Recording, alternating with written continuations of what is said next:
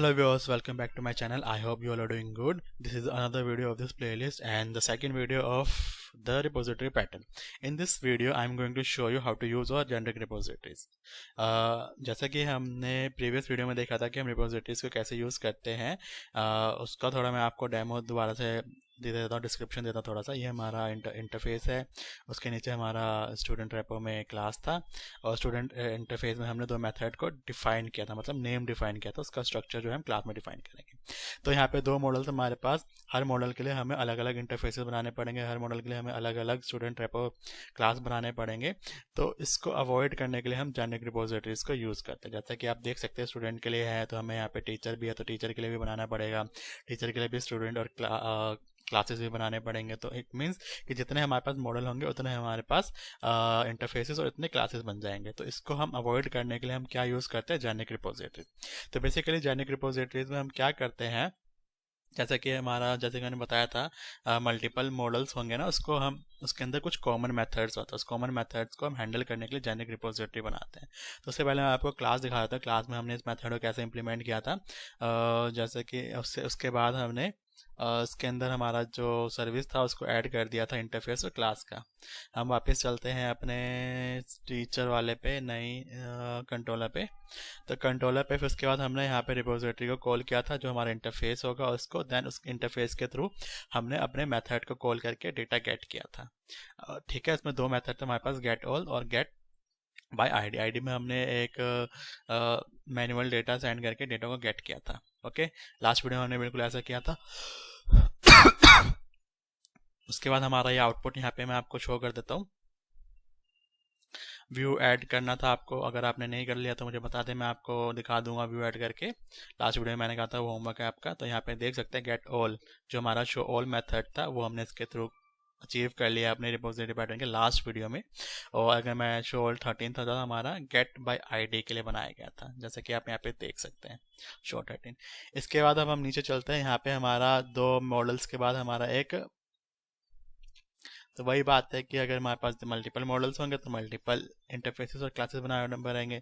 तो इस प्रॉब्लम को रिजॉल्व करने के लिए हम जेनेरिक रिपोजिटरीज यूज़ करते हैं। ओके, तो जेनेरिक रिपोजिटरीज बेसिकली क्या होता है, हम आगे आने वाली वीडियो, अपकमिंग जो हमारा सेशन चल रहा है उसी में हम जानेंगे। ओके, तो इसका अब हम क्या करते हैं, पहले तो हम इसको थोड़ा एडवांस, थोड़ा वो क्या कहते हैं, अच्छे से नाम डाला जाता है ताकि कंपैरिजन करने में इजी रहे, ताकि हमें कॉन्फ्लिक्ट ना हो आगे। ओके, नेम छोड़ो, डिलीट ही करते हैं, तो इसका तो कुछ काम ही नहीं है, वैसे भी हम दोबारा से नया बना लेंगे। ओके, तो यहाँ पे हमने दोनों को डिलीट कर दिया है। अब हमारे पास दो मॉडल्स हैं, एक स्टूडेंट है एक टीचर है। अब यहाँ पे हम ऐड करते हैं, क्या ऐड करेंगे हम, फर्स्ट इंटरफेस। इंटरफेस इन विच फोल्डर, आई रिपोजिटरीज। आई रिपोजिटरीज जो है वो होल्ड करता है इंटरफेसिस को, जैसा कि मैंने आपको स्ट्रक्चर के बारे में बताया था। ये हमारा जो इंटरफेस है किसके लिए बनाया गया है, एक कॉमन इंटरफेस बनाया गया है जो कॉमन मेथड को होल्ड करके रखेगा फॉर बोथ मॉडल्स। ओके, इसके बाद इस रिपोजिटरी, इस इंटरफेस का हम एक क्लास ही बनाएंगे जो हमारे रिपोजिटरीज वाले फोल्डर में होगा, उसका नेम हम क्या लिखेंगे, रेपो। ओके, तो इस तरह से हमने एक इंटरफेस बना लिया, एक क्लास बना लिया जो हमारे दोनों मॉडल के, जो स्टूडेंट और टीचर मॉडल है उसका कॉमन मेथड को होल्ड करके रखेगा। एंड देन जो यूनिक मेथड है जो कॉमन नहीं है वो हम उनके अलग से क्लासेस बना के उसमें डाल देंगे। ओके, इससे क्या होगा कि हमारे जो कॉमन मेथड है वो हमें बार बार नहीं लिखना पड़ेगा फॉर एवरी क्लासेस। अब कॉमन मेथड है तो उसके लिए हमें एवरी क्लास के लिए बनाना है, तो यहाँ पे हम क्या करेंगे, जो हमारा इंटरफेस है उसको हम बताएंगे कि जो क्लास आएगा उसके लिए मेथड वर्क करेगा। तो उसको हम कैसे डिफाइन करते हैं, रेपो टी जो है हमारा एक क्लास है, टी की जगह पे हम जो भी भेजेंगे वो क्लास का नेम भेजेंगे, देन वो गेट करेगा on the basis of the data of this class. फिर iNumRable, मतलब लिस्ट में डेटा कन्वर्ट होगा, लिस्ट में डेटा किसका, जो हम क्लास भेजेंगे, चाहे स्टूडेंट भेजे चाहे हम टीचर भेजे, तो उसका डेटा हमें गेट ऑल करके दे देगा। नेक्स्ट हमारा गेट बाय आईडी है, फर्स्ट हमारा लिस्ट में डेटा देगा क्योंकि मल्टीपल डेटास आएंगे, आईडी में हमारा एक डेटा आएगा। ठीक है, तो इसलिए हमने एक क्लास का नेम यहाँ पे लिख देंगे, T is the class name, जो हम वहाँ से सेंड करेंगे अपने कंट्रोलर से। ओके, इसके बाद हम इस जो हमारा इंटरफेस था इसको इम्प्लीमेंट कर देते हैं अपने रेपो क्लास के अंदर। इसको पहले पब्लिक करते हैं, देन हमारा इंटरफेस अगर क्लास पे बेसिस है तो हमारा जो रेपो है वो भी बेसिकली हमारा जो क्लास रेपो है वो भी हमारा क्लास पे डिपेंडेंट होगा। तो यहाँ पे भी हम टी भेजेंगे और टी के बाद हम अपने रेपोजिटरीज और इंटरफेस को यहाँ पे इनहेरिट करेंगे। What is the name of your interface, I repo. Okay, तो आई रेपो जो था वो भी क्लास के उस पे था, तो हमें आई रेपो को भी क्लास देना पड़ेगा, फिर बताना पड़ेगा कि जो टी है बेसिकली क्लास है, तो हम क्लास को इनहेरिट करेंगे टी के बेसिस पे। अब हमने इसको इम्प्लीमेंट करा राइट क्लिक करके, जैसे कि आपने देखा अभी। अब इम्प्लीमेंटेशन में हमें गेट डेटा करने के लिए अब हमें क्या करना पड़ेगा, अपने डीबी कंटेक्स्ट क्लास को इनिशियलाइज करना पड़ेगा, देन उसके थ्रू हम डेटा निकालेंगे। तो हम प्राइवेट रीड ओनली करके अपने वेब ऐप को डीबी कंटेक्स्ट को यहाँ पे कॉल, इसका एक मेथड बना लेते हैं, आई मीन टू से ऑब्जेक्ट बना लेते हैं, एंड देन इसका एक कंस्ट्रक्टर क्रिएट कर लेते हैं राइट क्लिक करके। इसको हम स्मॉल कर देते हैं, ठीक है, आपकी मर्जी, आप कुछ भी यूज़ कर सकते हैं यहाँ पे। ओके, इसके बाद हमें इसका एक कंस्ट्रक्टर इंप्लीमेंट करना है। तो कंस्ट्रक्टर इंप्लीमेंट करने के लिए हम क्या करेंगे, सॉरी उससे पहले हमें एक डीबी सेट भी बनाना पड़ेगा, बिकॉज अगर हम क्लास से डेटा निकालते हैं ना, मल्टीपल जो सेम ऑब्जेक्ट सेम मेथड्स होते हैं, अगर हम वो यूज़ करते हैं फॉर मल्टीपल क्लासेस के लिए, तो हम यहाँ पे कंटेक्ट से डेटा नहीं निकालेंगे, हम किससे डेटा निकालेंगे, डीबी सेट, एंड देन उसको बताएंगे कि this is the class name. अब हमने इसको यूज़ करके हमने अपना कंस्ट्रक्टर इंप्लीमेंट कर लिया, और डीबी सेट हमें यहाँ पे इनिशियलाइज नहीं करना है। डीबी सेट में हमें क्या इनिशियलाइज करना है, कंटेक्स्ट को इनिशियलाइज करना है। कंटेक्स्ट में बताऊंगा कैसे इनिशियलाइज करें, सिंपल ऐसे नहीं करेंगे। अब लगेंगे DB set equals to context dot set, set में हम क्या सेट करेंगे, क्लास। तो इसके बेसिस पे हमने डीबी सेट में क्लास सेट किया था, जो हम वहाँ से भेजेंगे अपने कंट्रोलर से, चाहे आप स्टूडेंट भेजो टीचर भेजो, उसके बेसिस पे हमें डेटा निकाल के दे देगा। अब यहाँ पे हमने क्लास भेज दिया डीबी सेट में, तो डीबी सेट में जो क्लास होगा उसके बेसिस पे हमें गेट ऑल डेटा निकाल देगा। अब गेट ऑल डेटा कैसे निकालेंगे, हम रिटर्न करेंगे यहाँ पे, रिटर्न में हमें सारे का सारा डेटा चाहिए जिसका जो क्लास हमने वहाँ से भेजा है उसका। यहाँ पे हम क्या लिखेंगे, डीबी सेट डॉट एज एनमेबल, इसके थ्रू हमारा जो सारा डेटा है वो लिस्ट में हमें कन्वर्ट करके मिल जाएगा, किसका, जो हमने क्लास भेजा है डीबी सेट में, टी की जगह पे, जो हम वहाँ से क्लास भेजेंगे ना कंट्रोलर से, उसकी जगह पे उसका डेटा में निकल के मिल जाएगा। अब हम यहाँ पे रिटर्न करेंगे आईडी के बेसिस पे डेटा। अब हम कैसे रिटर्न करेंगे, तो यहाँ पे भी हम लिखेंगे डीबी सेट डॉट, यहाँ पे हम यूज़ करते हैं बहुत सारे ऑप्शन है, आप कुछ भी सर्च करके यूज़ कर सकते हो, बट मैं यहाँ पे एक सिंपल यूनिक सा फंक्शन यूज़ करूँगा, जो यहाँ पे गिवन है इसका फाइंड। और फाइंड में आप उसका एक्सप्रेशन भी दे सकते हैं, लेकिन मैं आईडी के बेसिस पर डेटा निकाल लेता हूँ, तो इजी फॉर्मेट है, इजी तरीका है, इसके थ्रू हम फाइंड कर सकते हैं data on the basis of ID. Okay, तो हमने यहाँ पे क्या करा, एक कॉमन मेथड बनाए हैं for both model student and teacher, जिसमें हमने एक इंटरफेस बनाया। इंटरफेस में हमने डिफाइन किया मेथड्स को, एंड जो स्ट्रक्चर नेम बताया, एंड उसका डेफिनेशन हमने कहाँ पे दिया, अपने क्लास के अंदर। तो जेनेरिक रिपोजिटरीज जो है इसीलिए काम आता है, क्योंकि हम अपने जो कॉमन मेथड है उसको एक ही क्लास के थ्रू हम सारे मॉडल्स को कॉल कर सकते हैं। अब जैसे कि गेट हो गया, गेट पे आईडी हो गया, डिलीट हो गया, एक्सेट्रा एक्सेट्रा, बहुत सारी चीज़ें हैं, लेकिन अगर हम अलग अलग लिखेंगे प्रीवियस वीडियो की तरह, तो हमें हर मॉडल के लिए अलग अलग लिखना पड़ेगा।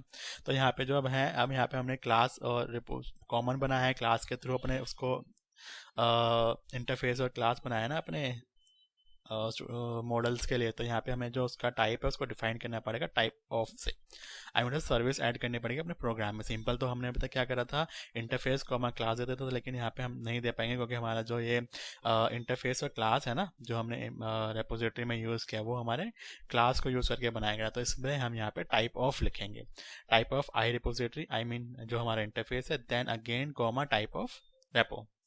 इंटरफेस और क्लास वही फॉर्मेट रहेगा, उसके आगे हमें टाइप ऑफ लगाना पड़ेगा, और जो लेस देन और ग्रेटर देन का साइन था उसकी जगह पे हम ब्रेसिस को यूज़ करेंगे।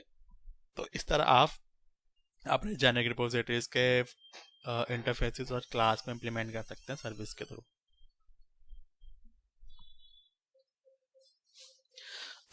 इसके बाद हम होम कंट्रोलर पर चलेंगे। यहाँ पे अब हमें इम्प्लीमेंट जो हमने करा था उसको कॉल करके डेटा को गेट करेंगे। तो इसके लिए यहाँ पे हम एक प्राइवेट वेरिएबल बनाएंगे। एक प्राइवेट वेरिएबल किसका, अपने इंटरफेस का, जो हमारा इंटरफेस है आई रेपो करके। तो यहाँ पे प्राइवेट वेरिएबल में हम लिखेंगे आई रेपो। आई होप आपको अब तक समझ में आ रहा होगा कि हमने क्या किया है, कैसे किया है। अगर आपको कुछ भी कन्फ्यूजन है तो आप मुझे कमेंट करें, मैं आपको उसका सॉल्यूशन प्रोवाइड कर दूंगा, ठीक है। तो हम आई रेपो इंटरफेस के थ्रू अब हम डेटा को गेट करेंगे। इंटरफेस यूज़ करने का प्रॉफिट यही होता है कि आपका जो कोड है वो एक्सपोज नहीं होता एक मेन पेज के ऊपर। ओके, तो आई रेपो को हम ऑब्जेक्ट बनाते हैं, रेपो करके बना लेते हैं अंडरस्कोर रेपो, एंड देन इसको हम इम्प्लीमेंट करते हैं, सॉरी इनिशियलाइज करते हैं कंस्ट्रक्टर के थ्रू।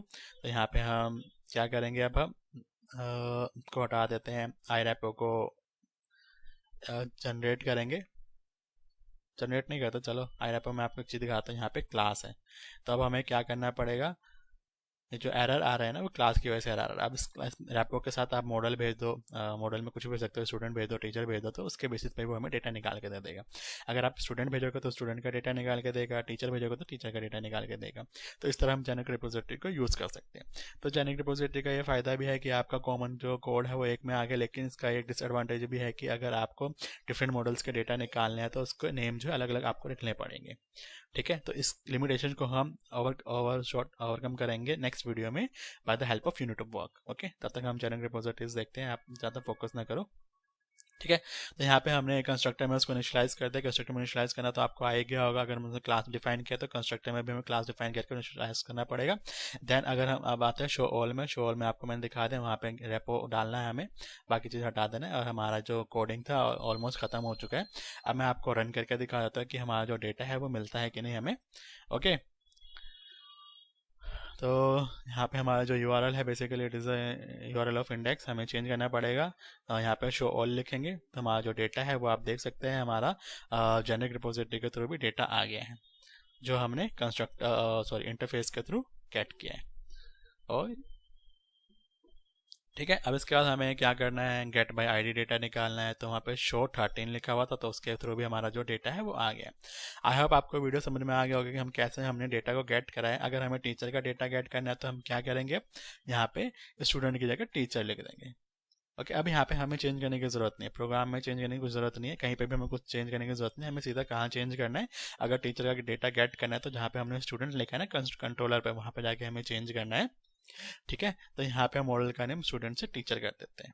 ओके, और यहाँ पे भी हम टीचर कर देते हैं। अब यहाँ पे एक इशू ये रहेगा कि जो आपका जो डेटा है ना वो जो व्यू पे शो हो रहा है on the basis of student show हो रहा है, क्योंकि आपने जो व्यू बनाया था वो स्टूडेंट मॉडल को यूज करके बनाया था। अगर आपको व्यू पे डेटा शो करना है तो आपका जो व्यू है उसका मॉडल चेंज करना पड़ेगा। ठीक है, अगर आप चेंज नहीं करते तो व्यू पे डेटा शो नहीं कर सकते, बिकॉज आप इससे डेटा गेट कर सकते हो। रिप्रेजेंट करने के लिए आपको व्यू पे चेंजेस करने पड़ेंगे अगर आप व्यू पे डेटा भेजते हो तो। ठीक है, जैसे कि यहाँ पे मॉडल था स्टूडेंट, तो हमें यहाँ पे चेंज करना पड़ेगा, लिखना पड़ेगा टीचर, क्योंकि जो व्यू था ना वो हमारे स्टूडेंट मॉडल से बाइंड था ना। अब यहाँ पे जो हमारा मॉडल है इसका डिस्क्रिप्शन था, यहाँ पे इसको भी चेंज करना पड़ेगा। यहाँ पे जॉब नहीं जानेगा, यहाँ पे हमारा क्या था, पोस्ट था टीचर के अंदर। ओके, यहाँ पे भी जो डिस्क्रिप्शन था स्टूडेंट का उसको उठा के हमें पोस्ट लिखता है। तो अब जो हमारा व्यू है ना वो हमारा अब किससे बाइंड हो गया, हमारे टीचर वाले मॉडल से। ठीक है, तो अब इसको हम रन करते हैं। यहाँ पे इसको भी चेंज कर लेते हैं, गेट पे आईडी वाले को भी यहाँ पे भी टीचर लिख देते हैं, और जो हमारा डिस्क्रिप्शन है उसकी जगह पे पोस्ट लिख देंगे। तो हमारा जो व्यू है वो भी हमारे टीचर मॉडल से बाइंड हो जाएगा। तो बेसिकली जो रेपोजिटरीज है वो डेटा गेट करने के लिए यूज़ होता है। उसके आगे आप इसको कैसे यूज़ करते हो आपके ऊपर डिपेंड करता है। व्यू करते हो, व्यू पे भी डेटा भेज रहे हो तो आपको व्यू का जो मॉडल है उसको भी चेंज करना पड़ेगा। ओके, अगर आप डेटा को कैलकुलेशन के लिए, डेटा इन्फॉर्मेशन गेट करने के लिए यूज़ करते हो तो आप रिपोजिटरी पैटर्न इजीली यूज़ कर सकते हो। That is the beneficial. Repository pattern बहुत ही यूजफुल है, आपका कोड सेपरेट रहता है, आपका कोड एक्सपोज नहीं होता। देखते आप शो ऑल से हमने डेटा गेट कर लिया टीचर का, टीचर 1 टीचर 2 आगे हमने क्या चेंज करा, सिर्फ वहाँ पे रेपो के अंदर क्लास चेंज करा, जो हमने स्टूडेंट लिखा था उसकी जगह पर हमने टीचर लिख दिया। इसके थ्रू हमारा जो डेटा था वो गेट हो गया, सिंपल। ओके, तो हमें ज़्यादा कुछ चेंज तो करना ही नहीं पड़ा, हमने सिर्फ यहाँ पे टीचर लिख दिया, मॉडल का नेम चेंज कर दिया बस। और व्यू पे तो आपको करना ही पड़ेगा, आपका व्यू आपने मॉडल से बाइंड करेगा तो इसलिए आपको करना पड़ेगा। इसके बाद हम शो 13 लिख देते हैं। So 13 is the get by ID. यहाँ पे हम देखते हैं, यहाँ पे हमारा जो डेटा है वो क्या हो गया है, स्ट्रिंग फट गया है। यहाँ पे जो आईडी था वो बेसिकली इंट में है, तो हमें जो स्ट्रिंग है उसको चेंज करना पड़ेगा किसमें, इंट में। तो आप देखें जहाँ जहाँ हमें चेंज करना है, स्ट्रिंग हमने यूज़ कर रखा है उसको फटाफट जाके चेंज कर देते हैं। तो कहाँ कहाँ चेंज करना है हमें,